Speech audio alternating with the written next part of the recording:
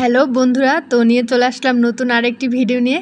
তো আজকের ভিডিওতে থাকছে আজকে আমরা একটা জন্মদিন পালন করব। তো কার জন্মদিন সেটা তো এখন ভিডিও দেখে বুঝেই গেছেন যে আমরা যাকে কোলে নিয়ে আছি এই মহারানীরই আজকে জন্মদিন। তো এই মহারানীর আজকে ৩ বছর পূর্ণ হলো। তো তার জন্য আমরা আজকে জন্মদিন পালন করছি। আমরা ছোটোখাটো একটা আয়োজন করেছি। এদিকে দুপুরে খাওয়ার জন্য দিদি রান্না করছে। তো এর ফাঁকে আমি আবার সহযোগিতা করছি যে রাতে যা রান্না হবে তার জন্য এদিকে আমি পেঁয়াজগুলো ব্লেন্ডার করে দিচ্ছি, দিদিকে সাহায্য করছি। এখন আবার এইগুলোকে সব একে একে করে সব কিছুকে ব্লেন্ডারে দিয়ে দিচ্ছি। এখন চলে আসলো সাজানের বিকাল হয়ে গেছে, এখন সাজাতে হবে। তো সাজানোর দায়িত্বটা আমাকে আর আমার হাজব্যান্ডকে দিয়েছে। তো এখন আমার হাজব্যান্ডের হলো কি, মানে সে বেলুন ফুলাতে পারবে না, তার নাকি ব্যথা করে, মুখে ব্যথা করে, এর জন্য আমাকে বলতেছে বেলুন ফুলিয়ে দাও। তো এদিকে আমি কিন্তু ফুলিয়ে দিচ্ছি। এখন বেলুন ফুলাতে গেলে তো একটু তো কষ্ট হবেই, যেহেতু শ্বাস আটকে আটকে বেলুন ফুলাতে হয়। এদিকে কতগুলো বেলুন আমি একাই ফুলিয়ে নিয়েছি। এখন আবার এই 3 লেখা এটাকেও ফুলেছি। তো কাজ বাজ আর সে জন্মদিন, মানে জন্মদিন হলে কিন্তু একটা মনে একটা মানে আনন্দর কোনো শেষ নেই। জন্মদিনে যদি অংশগ্রহণ করা যায় তাহলে আর টুকটাক কাজ বাজ করতে তখন আর কষ্ট মনে হয় না। তো সব কাজ করলাম, এই যে দেখেন এতগুলো বেলুন আমি একা ফুলিয়েছি। একেবারে সব বেলুনগুলো আমি একা ফুলিয়েছি।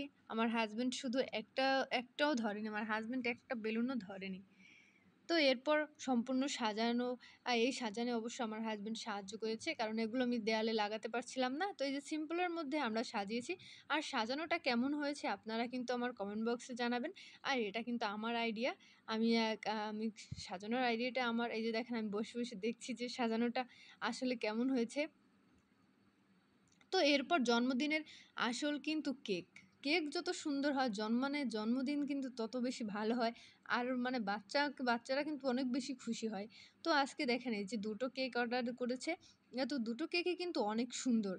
আর একটা কেক তো দেখলেন বারবি ডল, আরেকটার মধ্যে আছে আর তিমি মাছ, কাঁকড়া এগুলো দিয়ে। তো এখানে ৩ লেখা আছে কারণ ৩ বছর জন্মদিন। তো এই যে দেখেন জন্মদিন শুরু হয়ে গেল। এখন কেক কাটা হচ্ছে। এই আমরা ৪ জন মিলে কেক কাটছি। আর মাঝে তো দেখতেই পাচ্ছেন যে জন্মদিনটা কার।